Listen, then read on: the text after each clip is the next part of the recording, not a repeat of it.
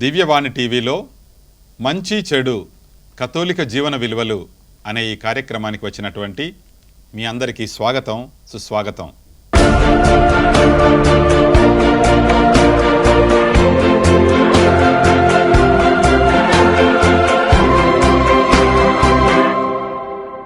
ఈనాటి కార్యక్రమంలో పాల్గొనడానికి వచ్చినటువంటి అతిథులు శ్రీమతి T Sleevamma garu, welcome madam. Srimati T Sundari garu, welcome అండి. Sri Kasu Joseph Reddy garu, thank you for coming sir. Sri Komareddy Jojireddy garu, చాలా సంతోషం అండి మీరు వచ్చినందుకు. మంచి చెడు కథోలిక జీవన విలువలు అనే ఈనాటి కార్యక్రమంలో సంతానోత్పత్తి, టెస్ట్ ట్యూబ్ బేబీ సెంటర్స్, స్త్రీ సభ దృక్పథం అనేటటువంటి విషయాన్ని గురించి కాసేపు ఆలోచించుకుందాం, మాట్లాడుకుందాం. బిడ్డ, కుమారుడు, కుమార్తె, పసిపాప అందరూ ఎదురు చూసేవే, మనందరికీ ఎంతో ఆనందాన్ని చేకూర్చేవే. దంపతుల కళ, కుటుంబాల కళ, వివాహ సాఫల్యానికి గుర్తు ఒక బిడ్డ జననం. భారతీయ సాంప్రదాయంలో అదే కాకుండా విశ్వవ్యాప్తంగా ప్రపంచంలో అన్ని దేశాల్లో వాళ్ళు కూడా దంపతులు బిడ్డల్ని కనాలని ఆశించుకుంటూ ఉంటారు. అది చాలా సహజం. ఈ కోరిక అనేక విషయాలపై ఆధారపడి ఉంటుంది. మానవీయ, మానసిక, సాంఘిక, సామాజిక భావాలు వీటికి పునాది. బిడ్డలు కావాలి, బిడ్డల్ని కనాలి, మన బిడ్డలు మనంత వాళ్ళు కావాలి అని చెప్పేసని. బిడ్డలు కావాలి, కనాలి అని చెప్పడానికి కూడా ఎన్నెన్నో ఒత్తిళ్లు కూడా సమాజం మనపై ప్రభావితం చూపిస్తూనే ఉంటుంది. కుటుంబాల సభ్యులు, తల్లిదండ్రులు, తాత ముత్తాతలు, అమ్మమ్మలు, నానమ్మలు, తాతయ్యలు, మిత్రులు, బంధువులు ఒకసారి పెళ్ళయిందంటే ఇంకా సంవత్సరం 2 సంవత్సరాలు అయినప్పటి నుంచి మీకు పిల్లలు పుట్టారా, పిల్లలు ఉన్నారా అని చెప్పేసి అడగటం మనం రోజు గమనిస్తూనే ఉన్నాం. ఇలా సంతానాన్ని ఆశించటం అనేది మనకున్నటువంటి ఒక సహజమైనటువంటి లక్షణం. వారసులు కావాలని, మా ఇంటి పేరు నిలబెట్టేవాళ్ళు కావాలని, మా ఆస్తిపాస్తులు ఎవరికి ఇవ్వాలా, మనవాళ్ళు మనవరాళ్ళు ఉంటే వాళ్ళకి పంచుకోవాలని, మా పనిని ఒక డాక్టర్ అయితే అలాంటి పనిని కొనసాగించే వాళ్ళు కావాలని, ఇలా ఎన్నో రకాలుగా. ఇక భారతీయ సాంప్రదాయంలో ముఖ్యంగా హైందవులు అయితే మాకు కర్మకాండాలు చేయటానికి, శాస్త్రీయంగా ఇలాంటి కర్మకాండలు, ఆచార వ్యవహారాలు చూసుకోవటానికి కూడా మనవాళ్ళు మనవరాళ్ళు కావాలని చెప్పి ఎప్పుడు అనుకుంటూనే ఉండేవారు. పున్నామ నరకం నుంచి రక్షించేవాడు పుత్రుడు అని చెప్పేసి ఒక హిందూ మతంలో ఒక సంస్కృతం, ఒక ఆలోచన కూడా ఉంది. ఇలా ప్రతి ఒక్కరూ పిల్లలు కావాలని, దంపతులు పిల్లల్ని కనాలని అనుకోవడం ఎంత సహజమో, బిడ్డలు లేనప్పుడు, పిల్లలు పుట్టినప్పుడు వాళ్ళని తక్కువగా చూడటం, భార్య మీద నింద వేయటం, విడాకులు ఇచ్చేయటం, అమ్మాయిని పంపించేయటం, హింసించటం, నిందలు వేయటం, కొన్ని సందర్భాల్లో రెండో పెళ్లి చేసుకోవటం కూడా మనం చూస్తూనే ఉంటాం. పిల్లల యొక్క అవసరం ఎంత గట్టిదో కుటుంబాలలో మనం చాలా సందర్భాల్లో గమనిస్తూనే ఉంటాం. కొడుకు, మనవడు కావాలనుకునేటువంటి వాళ్ళు బిడ్డలు దేవుని యొక్క ఆశీస్సు అని చెప్పేసి మనం గుర్తిస్తూ ఉంటారు. మనం కూడా గుర్తిస్తున్నాం. అలాగే దేవుడు మనకి బిడ్డలను ఇవ్వనప్పుడు అది ఒక శాపం అని చెప్పేసి మనం గమనిస్తూ ఉంటాం. అన్ని సంస్కృతి సంప్రదాయాల్లో ఇలా మనం గమనించుకుంటూ చూసుకుంటూ పోయినట్లయితే పిల్లలు కావాలని, పిల్లలు కలగాలని, వివాహ జీవితంలో పిల్లలకి ఎంతో గొప్ప స్థానం ఉందని చెప్పేసి వాళ్ళని కని పెంచటంలోనే మనకి తృప్తి, ఆత్మీయ ఆనందం లభిస్తాయని చెప్పేసి మనం గమనిస్తూ ఉన్నాం. అదేవిధంగా నానానికి మరోవైపును చూసినట్లయితే పిల్లలు కలగరు, కలిగేటటువంటి అవకాశం లేదు అని చెప్పి ఎప్పుడైతే దంపతులకు తెలుస్తుందో వాళ్ళు పడేటటువంటి బాధ కూడా మామూలు బాధ కాదు, అది వర్ణనాతీతం. అనారోగ్య కారణాల వల్ల, యాక్సిడెంట్లో ఏదైనా అవయవాలు పోయినట్లయితే, ఇలాంటి రకరకాల కారణాల వల్ల, ఈ మధ్యలో అయితే ఒబేసిటీ, శరీరం లావుగా ఉండటం వల్ల కానీ, థైరాయిడ్ వల్ల కానీ, రకరకాల కారణాల వల్ల అనేక మంది యువతీ యువకులకి, దంపతులకి పిల్లలు పుట్టకుండా ఉండటం అనేది మనం గమనిస్తూ ఉన్నాం. ఇన్ఫెర్టిలిటీ అంటే సంతాన వైఫల్యం, పిల్లలు కలక్కపోవటం, పిల్లలు పుట్టకపోవటం అనేది ఒక మామూలు జబ్బుగా మారిపోతుంది. ఇంతకుముందు ఎక్కడో ఎప్పుడో ఎవరికో ఉండేటటువంటి ఒక ఆరోగ్య సమస్య చాలామందికి 10, 15, 20% దంపతులు ప్రపంచంలో దాదాపుగా పిల్లలు లేకుండా బాధపడేటటువంటి పరిస్థితిలో ఉన్నాం. ఇది ఎంతో మానసిక ఒత్తిడిని కూడా ఆ ప్రజలపై తీసుకొస్తుంది, ఆ దంపతులపై, ముఖ్యంగా స్త్రీపై, మన సమాజంలో చూసుకున్నట్లయితే స్త్రీలపై, భర్తలపై, కుటుంబాలపై, మా కుటుంబంలో బిడ్డలు లేరు అనేటటువంటి బాధ, అది తీసుకొని వచ్చేటువంటి ఒత్తిడి చాలా విషాదకరమైనటువంటిది అన్నమాట. ఇది మనం గుర్తుపెట్టుకోవాల్సినటువంటి విషయాలు. వైద్య రంగంలో వచ్చిన మార్పులు సంతానోత్పత్తి మీద ఎలా ప్రభావితం చేస్తున్నాయి ఫాదర్? వైద్య రంగంలో విప్లవాత్మకమైనటువంటి మార్పులు వచ్చాయి. మనం ఇంతకుముందు అనేక ఎపిసోడ్లో కూడా దీని గురించి గమనించి ఉన్నాం. గత 50 సంవత్సరాలుగా, 100-200 సంవత్సరాలుగా, ముఖ్యంగా గత 30-40 ఏళ్లలో చూసుకున్నట్లయితే వైద్య రంగంలో మనం మన శరీరాన్ని గురించి తెలుసుకోవటం, సాంకేతికంగా అభివృద్ధి చెందటం, ఎన్నో రకాలైనటువంటి పరికరాలు కనుక్కోవటం, శాస్త్రవేత్తలు, శాస్త్రజ్ఞులు ఎన్నో రకాలైనటువంటి కనుక్కున్న తర్వాత అన్ని రంగాలలో విప్లవాత్మకమైనటువంటి మార్పులు, కని విని అనూహ్యమైనటువంటి మార్పులు వచ్చాయన్నమాట. దీని ప్రభావం సంతానోత్పత్తి విషయంలో కూడా మనం గమనించవచ్చు. శాస్త్రీయంగా మనం ఇప్పుడు మనకు శరీరం అంటే ఏంటి, బిడ్డ ఎలా తయారవుతాడు, ఇలాంటివన్నిటిని కూడా మనకి శారీరకంగా ఎంతో నాలెడ్జ్ అనేది ఇంతకు ముందు మీద ఒక 50 ఏళ్ల ముందు, 100 ఏళ్ల ముందు, తరతరాల ముందు కనుక చూసుకున్నట్లయితే ఇప్పటికి మనకి చాలా ఎక్కువగా తెలుసు అన్నమాట. ముఖ్యంగా మానవ జననానికి సంబంధించినటువంటి విషయాలు మనం ఎంతగానో అర్థం చేసుకోగలుగుతున్నాం.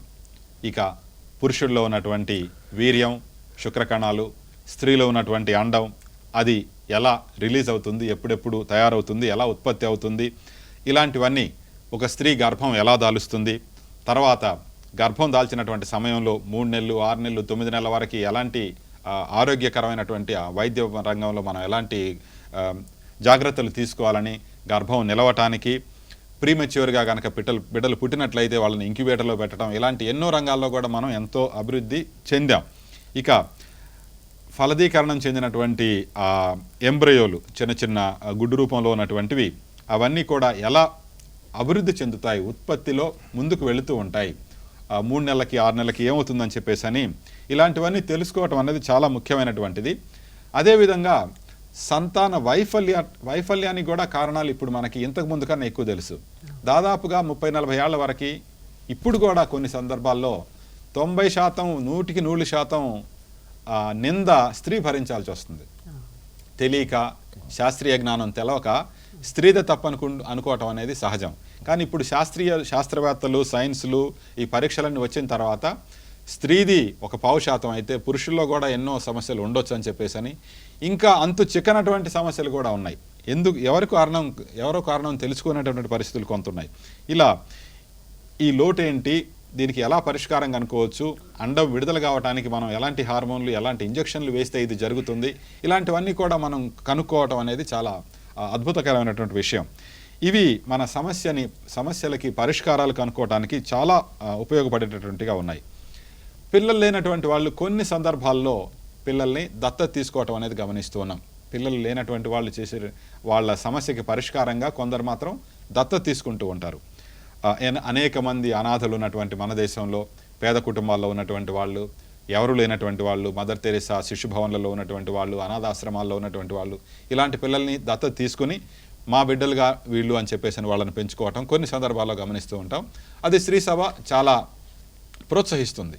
ఎందుకంటే నిరాశ్రయులైనటువంటి వాళ్ళకి, ఎవరు లేనటువంటి వాళ్ళకి ఆదరించి వాళ్ళని మన బిడ్డలుగా పెంచుకోవటం, చూసుకోవటం అనేది ఒక గొప్ప సేవాభావానికి, ప్రేమకి గుర్తుగా శ్రీసభ మనల్ని అభినందించుకుంటూ అలాంటి దారిలో ముందుకు వెళ్ళాలని చెప్పి కూడా శ్రీసభ మనం ఉదార స్వభావంతో పిల్లల్ని దత్తత తీసుకోవాలని చెప్పేసి తెలియజేస్తూ ఉంటుంది.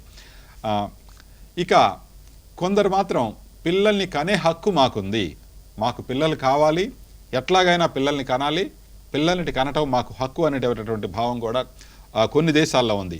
మన దేశంలో హక్కులు, బాధ్యతలు అనేటువంటి విషయాల గురించి ఆ భాష అంతగా ఎక్కువ లేకపోయినా కూడా మన గృహస్థ క్రైస్తవుల్లో, మన కుటుంబాల్లో మనం గమనించినట్లయితే వాళ్ళకి కావాల్సింది ఏంటంటే ఎలాగైనా మాకు బిడ్డలు కావాలి, సామాజిక ఒత్తిడి ప్లస్ కుటుంబంగా ఒక కళ, మా కుటుంబానికి వీళ్ళే ఆధారం, మా కుటుంబానికి ఉన్నటువంటి విలువ, మా కుటుంబానికి ఉన్నటువంటి ఆస్తి, మా జీవితానికి అర్థం పిల్లలు ఉన్నప్పుడే వస్తుందంటే ఆ ఒత్తిడి, సామాజిక ఒత్తిడి అనేది చాలా ముఖ్యమైనది.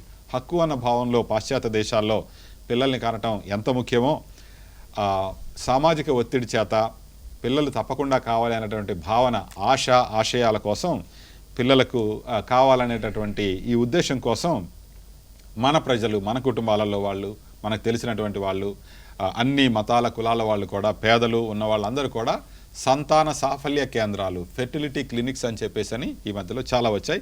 వాటి దగ్గరికి వెళ్ళటం అనేది జరుగుతుందన్నమాట. మాతృత్వానికి, సంసారానికి బిడ్డలు ఉన్నప్పుడే అర్థం ఉంది. కాబట్టి ఎలాగైనా ఒక బిడ్డను కనాలనేటటువంటి ఆలోచనతోటి, ఒక లక్ష్యంతో, ఒక గమ్యంతో చాలామంది జంటలు సంతాన సాఫల్య కేంద్రాలకి వెళుతూ ఉండటం మనం గమనిస్తూ ఉన్నాం. కృత్రిమ పునరుత్పత్తి విధానం అసలు ఎలా మొదలైంది ఫాదర్? కృత్రిమ పునరుత్పత్తి అంటే ఆర్టిఫిషియల్గా రీప్రొడక్షన్ అన్నమాట. ఆర్టిఫిషియల్ రీప్రొడక్షన్ టెక్నాలజీస్ అంటారనమాట. కృత్రిమంగా అంటే మామూలుగా కాకుండా శాస్త్రీయంగా సైన్స్ సహాయంతో పిల్లల్ని కనటం, పిల్లల్ని కనటానికి మనం శాస్త్రీయ పరికరాలని వాడటం, ఇలాంటివి జరగటం అనేది ఈ కృత్రిమ పునరుత్పత్తి దాదాపుగా ఈ మధ్యల కాలంలో 100-200 సంవత్సరాల నుంచి మొదలైంది. అంతకుముందు ఎక్కువగా లేదు. మామూలుగా పిల్లలు కుటుంబాలలోనే జన్మించేవాళ్ళు. ఇది ముఖ్యంగా పశువుల్లో ప్రారంభమైంది. పాశ్చాత్య దేశాలలో 18వ శతాబ్దం అంటే 1750-80 ఆ మధ్యలో పశువుల్ని పునరుత్పత్తి చేయడానికి మామూలు విధానం కాకుండా కృత్రిమంగా ఏమైనా ప్రయత్నాలు చేయవచ్చా అని చెప్పేసి అక్కడ ప్రయత్నాలు మొదలయ్యాయి. అక్కడ ఒకసారి సఫలమైన తర్వాత వాళ్ళు మనుషుల్లో కూడా కృత్రిమంగా పునరుత్పత్తిని చేయవచ్చా అని చెప్పేసినటువంటి ప్రయోగాలు మొదలుపెట్టారు. కానీ వెంటనే సభ్య సమాజం, అన్ని దేశాల వాళ్ళు వాళ్ళని ఖండించారు. మనుషుల్లో ఇలా చేయటం బాగోదు అని చెప్పేసి వాళ్ళు దాదాపుగా శాస్త్రవేత్తలు చాలా వరకు ఆ పనులు చేయకుండా మానేశారు. కొందరు మాత్రం గుడ్డు చప్పుడు కాకుండా చాటుగా ఇలాంటి పరిశోధనలు చేయటం మొదలుపెట్టారు. కానీ పశువుల్లో ముఖ్యంగా ఈ పరిశోధన చాలా ముందుకు వెళ్ళింది. ఎంతవరకు వెళ్ళిందంటే దాదాపుగా ఇప్పుడు కూడా మనం తెలిసినంత వరకు అనేక రకాలైనటువంటి విషయాలలో పశువుల పునరుత్పత్తికి ఏదో ఒక రకంగా మనం కృత్రిమ సహాయాలు పొందుతూనే ఉంటాం. ముఖ్యంగా వేరే దేశాల్లో అయితే 80-90% పశువులు, అవి దేనికైనా కానీ ఆవులు, గేదెలు, గొర్రెలు, పందులు, ఇలాంటి అన్ని రకాల పశువులు కూడా కృత్రిమ విధానాలతోటే తయారవటం జరుగుతుంది. కానీ చారిత్రాత్మకమైనటువంటిది, ప్రపంచ చరిత్రలో ముఖ్యమైనటువంటిది ఒకటేంటంటే 1978లో లూయిస్ బ్రౌన్ అనేటటువంటి ఒక బిడ్డ మొట్టమొదటిగా కృత్రిమ రూపంలో పుట్టడం, 78లో ఆ బిడ్డ పుట్టడం జరిగింది. టెస్ట్ ట్యూబ్ బేబీ ద్వారా పుట్టినటువంటి ఆ పర్సన్ పేరు లూయిస్ బ్రౌన్. చాలామంది పిల్లలందరూ ఆ పేరు గుర్తుపెట్టుకునే ఉంటారనమాట.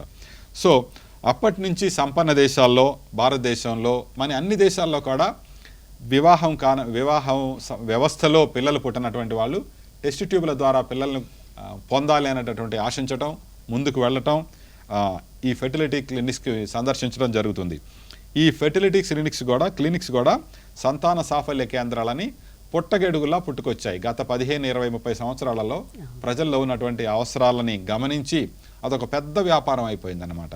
వాళ్ళ సక్సెస్ రేట్ చాలా తక్కువైనప్పటికీ కూడా ప్రజలు ఎలాగైనా బిడ్డను కనాలని చెప్పేసి ఎంత ఖర్చైనా పెట్టుకోవడానికి ముందుకు వస్తున్నారు. కాబట్టి దీన్ని ఒక రకంగా అలుసుగా తీసుకొని ప్రతి ఒక్కరూ మేము పిల్లల్ని కంటానికి మీకు సహాయం పెడతామని చెప్పేసి ముందుకు రావడం జరిగింది.